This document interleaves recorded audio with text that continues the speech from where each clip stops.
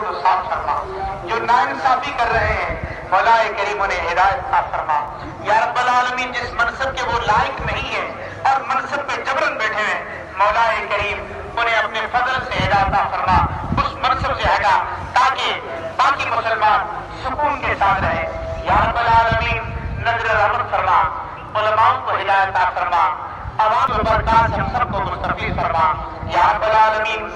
इस महफिल के सदके, इस मजमे के सदके मौलाए करीम हम में से जितने अपने फराइज पूरी अंजाम दे रहे हैं, चाहे वो रेंजर के हवाले से हो, पुलिस के हवाले से हो, आर्मी के हवाले से हो, बहरी के हवाले से हो, पर